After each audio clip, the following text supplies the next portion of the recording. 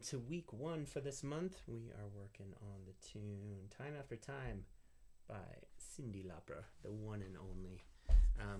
This song actually brings back quite a bit of memories. I remember stealing my sister's, Walkman at the time, trying to listen to some music, and Cyndi Lauper was on her playlist for a little while, and I remember really kind of gravitating towards this song, and actually one of the prettiest songs ever written. It's such a pretty melody, pretty chord progression, and just like such a strong 80s feel for this tune.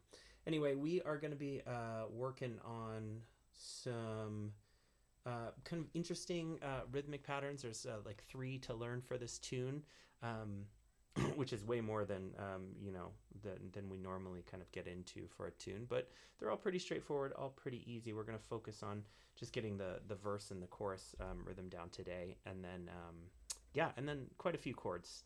The progressions are relatively easy to move through, but there are some off-tempo chord changes that we need to get under our fingers. So why don't we start off today looking at. Today I think I want to start off with the right hand, because this can be a more. Oops, that one's not showing up. Give me 1 second.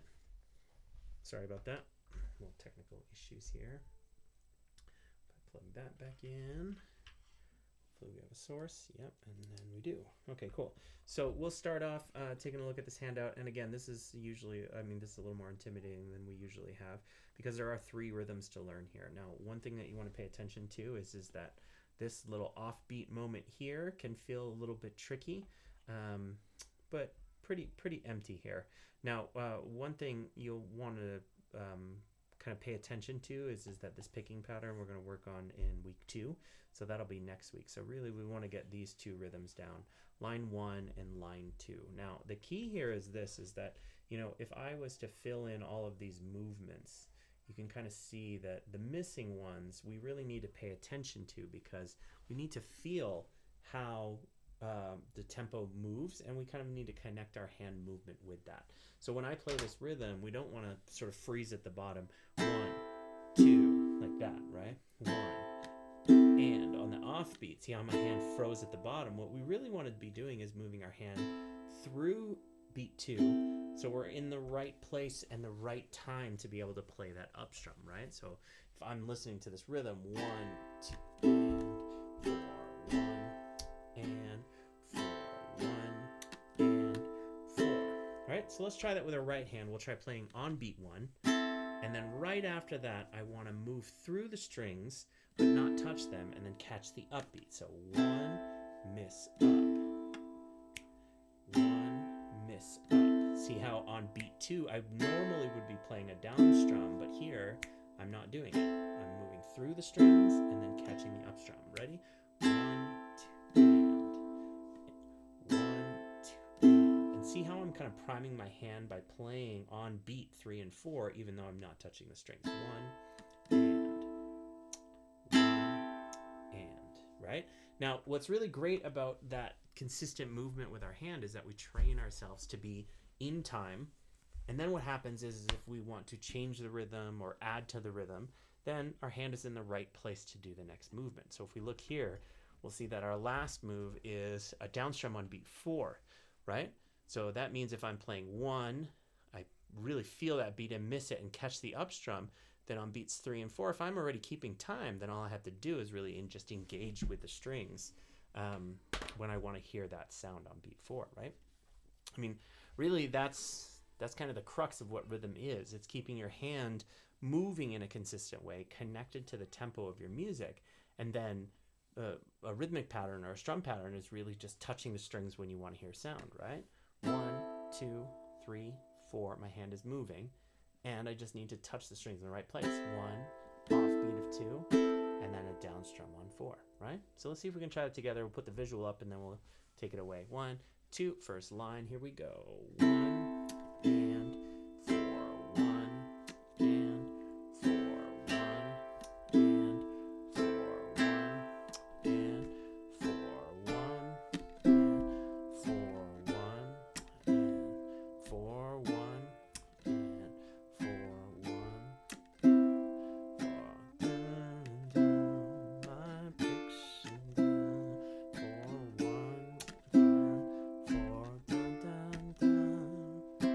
right, so I was starting to add the chords there to our verse progression. Remember, being able to feel this offbeat, it might take some time, right?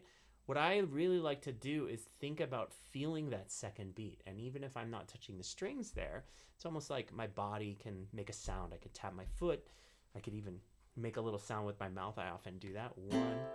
You see how you kind of catch that second beat as the downbeat, and then you can feel the offbeat at the right time and place with that up strum, right? 1, 2, and, right? 1, 2, and. And we can play the fourth beat. 1, 2, and, 4, 1, 2, and. Let's try it together. 1, 2, ready, here we go. 1, 2, and 4, 1, 2, and 4, 1, 2, and 4. Last time, and 4. All right, before we get into this next line on our handout, what I want to do is start to go over a couple of chord shapes, because the verse for this tune is actually just moving in between two chord shapes, a D minor and a C. So every time we see the verse, which happens quite a bit, there's like 4 verses in this tune, we're going to be playing this chord progression, moving between D minor and C, all happening inside of one measure, right? All right, so let's give a D minor a try. So if you know how to play an F already, 2, 0, 1, and 0, here's our F chord, then you can just add the ring finger to that chord.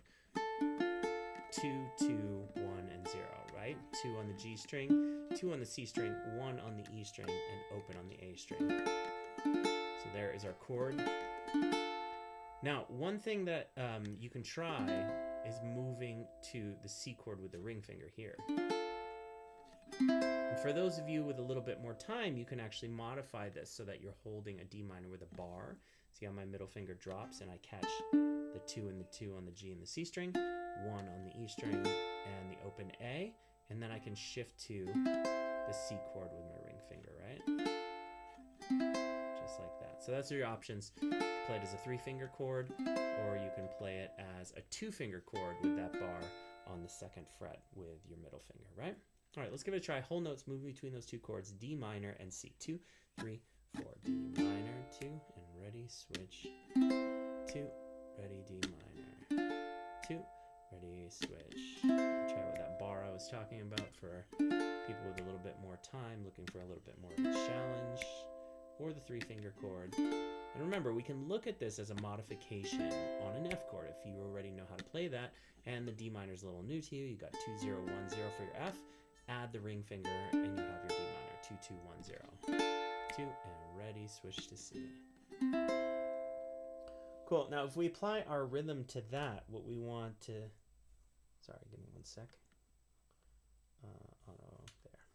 There. Once we've got our rhythm kind of connected there, then what we want to try to do is add... once we've got those chords kind of moving together in a smooth way, what we want to do is add our right hand. So remember, our right hand, we're playing 1, 2, and 4. Now, this is actually a little more... This is actually a little bit more intuitive for our bodies because the off strum already kind of feels strange. But that's actually where we switch, right? We go 1, 2, and, right? D minor, switch to C. 1, 2, and. 1, 2, offbeat. So getting used to that change is probably going to be the biggest struggle, especially because this is, for most people, this is a 3-finger chord. It does move into a C chord, which most of us should have underneath our fingers, but it can be a little bit of a challenge. So what I like to do whenever I'm introducing my left hand, if I'm struggling a little bit, is just get rid of that 4th beat and just play the important part, which is the downbeat on 1, the offbeat on the end of 2, and we try just practicing switching chords. Yeah, nice and slow. 1, 2, ready, here we go. D minor, 2, switch. D minor, switch. Just practice that. D minor, up strum. And you notice how my hand here is going down, 2, and on the up strum I'm switching, right? 1, 2, and for those of you that's feeling comfortable, what you can do is start to move that hand on beats 3 and 4, 3, 4. See how my hand is moving across the strings, beats 3 and 4? That gives me the ability to play on that 4th beat really easily because I'm already in time. 4, 1, 2, and 4, 1, 2, and strum down on 4. 1, 2, and 4. 1, 2, and 4. 1, 2, and 4. D minor, 2, and 4. Beautiful. All right, since we're already thinking about left hand, I think we'll move into learning the rest of the chord shapes we'll need for this tune. So D minor and C are the first two chord shapes. We've got those. For some people, we'll have our work cut out for us. Others, that'll be a pretty easy transition. Then we've got an F chord, 2, 0, 1, 0. We've got a G chord, 0, 2, 3, and 2. We've got an E minor chord, which is probably going to be the biggest challenge if you have no familiarity with that chord. And then an A minor chord to kind of close it. So let's just go ahead and concentrate on those four, F, G, E minor, and A minor, and let's just try some whole notes moving between them. 1, 2, ready, here we go. F, 2, ready, G, E minor, here we go. Nice. And then A minor. Beautiful. Let's go F to G, E minor, and A minor. Remember, the key thing you want to pay attention to with the E minor chord is that you need to actually make sure you're shifting positions on the fretboard. Let's see if I can demonstrate what I mean by that. So if I was playing an E minor shape, but I was in the first position, which is the position that we want to learn how to play our ukulele with. See how my knuckle is kind of over the 0 fret, that the nut of the ukulele here, right at the end of where the strings will vibrate. In that position, if you look, my pointer finger lines up over the 1st fret, middle over the 2nd, ring over the 3rd, and pinky over the 4th. But when we play our E minor shape, we actually use the ring finger on the 4th fret, which means if I can shift my hand up 1 fret, see how now I'm not supporting right under the nut, I'm actually supporting right under this 1st fret wire. Now what happens is my fingers are lined up over 2, 3, 4, and 5. And from this position, that's going to be a easier way to get into this shape. So remember, when we're shifting into E minor, like let's say I'm an F and I shift to E minor, try not to make this awkward kind of repositioning and stretch. See how my fingers are trying to stay in their position but reach for this? I really want to make sure I'm taking this position, F, and then I'm shifting up 1 fret before repositioning my fingers into that E minor. Cool? Let's just try some whole notes moving through that F and E minor with that that little shift in mind. 2, 3, 4, F, 2, ready, shift E minor. Beautiful. 3, 4, and F, 2, and ready, shift E minor. 2, and ready, shift again. 2, ready, shift E minor. 2, and last time, here we go, F, 2, and ready, E minor here. Nice. Let's see if we can go through those chord shapes now, looking at these. And remember, same micro shift between G and E minor, but let's just review them real quick before we start to put the progressions together. 2, 3, 4, F, 2, ready, G, here we go. Now remember, if we can shift our ring finger to where it's comfortable on the 4th, 3rd, and 2nd fret, and there's our A minor. Cool? All right, let's start to look at how we build this. Now, you'll notice here that we are switching chords in between one measure once again, just like we did in our verse and our bridge. It's actually going to happen at the same time, the and of 2. We are going to play a little different rhythm, but we can just use the verse rhythm, that first line, to practice these shifts as well. F to G, E minor to F, F to G, and then here is our first time where we actually only play one chord during the measure, right? So I'll go ahead and play this so you can hear it, right? Flashback, E minor, warm nights, F and G, da da, E minor for 4 beats. 1, 2, 3, 4. Make sense? So we're playing these half measures, but remember, in the more syncopated feel of this tune, we're switching on that offbeat on 2 instead of right in the middle of the measure on 3, right? It's not 1, 2, 3, 4. It's 1, 2, and, right? So we really got to get used to that up strum transition. Once we've got that in the bag, the whole tune's going to feel a lot more comfortable, right? So let's try moving there. And remember, for now, what we're going to use is that same rhythm. 1, 2, and we're not even going to play the 4. 1, 2, and. That's all it is. 1, 2, and. Last time. let's try F to G. 1, 2, 3, 4. 1, 2, switch. Let's try that again. F to G. 1, 2, switch. Good. Now while I'm doing this, if you add a down strum on beat 2, then you've got most of what the rhythm is for that second measure, right? So if I scroll back up to here, we look at this second line and we kind of signified this with red, because what happens is when I play just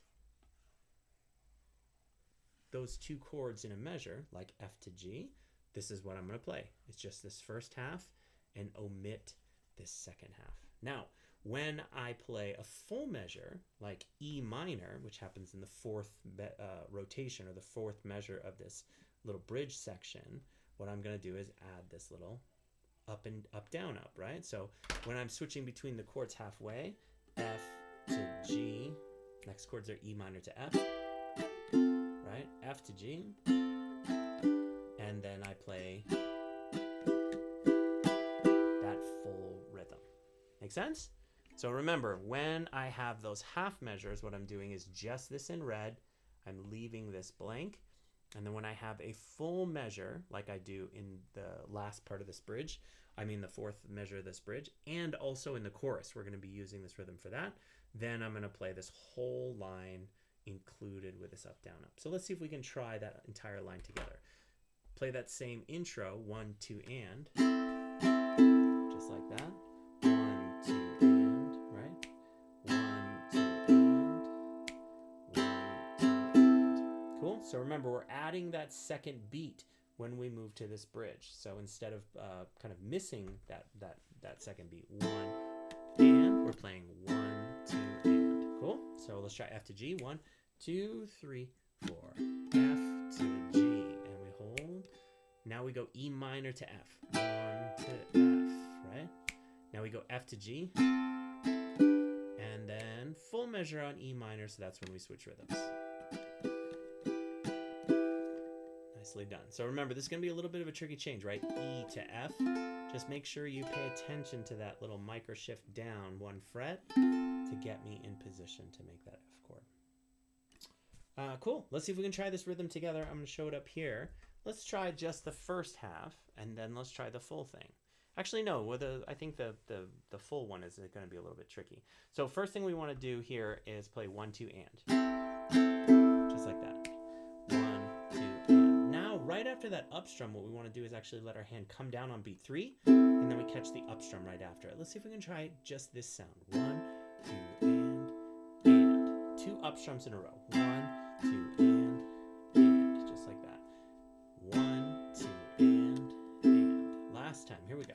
1, 2, and. Now after this and, you play another down and up. So it sounds like 1, 2, and 4, and down, up, another up strum, and it's just eighth notes after that, all connected. 1, 2, and 4, and 1, 2, and 4. So remember, in the bridge, when you hit the E minor chord, that's the full measure. This is the rhythm you're going to be using, right? All right, let's try to switch to our kind of other version of this where we're just playing 1, 2, and. 1, 2, and 3, 4. 1, 2, and 3, 4. 1, 2, and 3, 4. Last time. 2, and 3, 4. Let's switch to the other rhythm. 2, and 4. And nicely done. And finish on 1. Beautifully done. All right, so armed with those kind of 3 different rhythms, I should say 3, but really it's just 2 lines, right? That second line is a little bit trickier because you're only playing the first half for most of the bridge, but when you get to those full measures, then you're going to play the strum pattern, right? All right, let's go to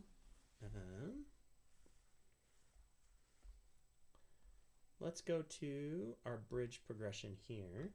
Go ahead and show it. Remember, F to G, E minor to F, F to G, E minor full measure, right? And then we're going to go F to G, E minor to F.